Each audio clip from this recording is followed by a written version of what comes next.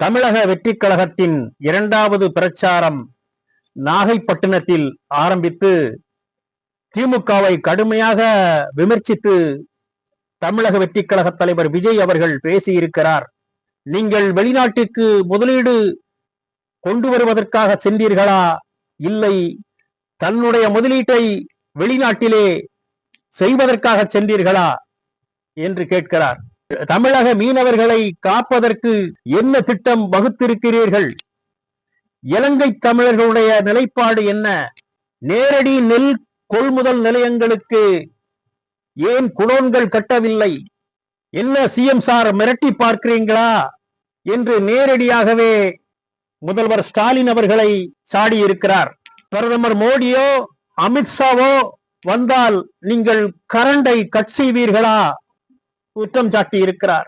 தமிழ்நாட்டிலே அதிகமாக குடிசைகள் காணப்படக்கூடிய நாகை மாவட்டத்தில் ஆற்று குடியிருப்புகளை வழங்கும் திட்டம் இல்லையா என்றும் கேட்கிறார்.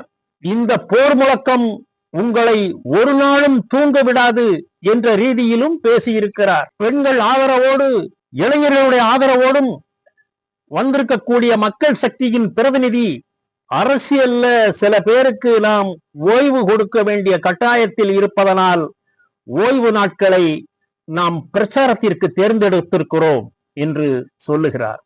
வெளிநாட்டு முதலீடா இல்ல வெளிநாட்டில முதலீடா என்ற ரீதியிலும் பேசியிருக்கிறார். ரொம்ப அதிகமா இந்த குடிசை பகுதிகள் இருக்கிற ஊரும் நம்ம நாகப்பட்டினம் ஊரு தான்.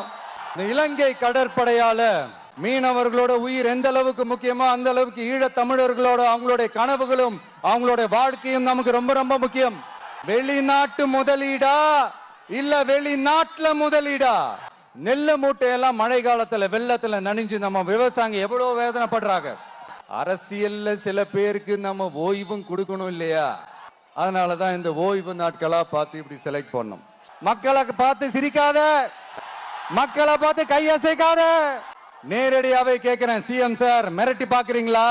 குடும்பத்தை வச்சு கொள்ளையடிக்கிற உங்களுக்கே இவ்வளவு இருந்தா மாபெரும் பெண்கள் சக்தியோட சகோதரன் சார், இந்த போர் முழக்கம் உங்களை ஒரு நிமிஷம் கூட தூங்க விடாது, துரத்திக்கிட்டே வரும்.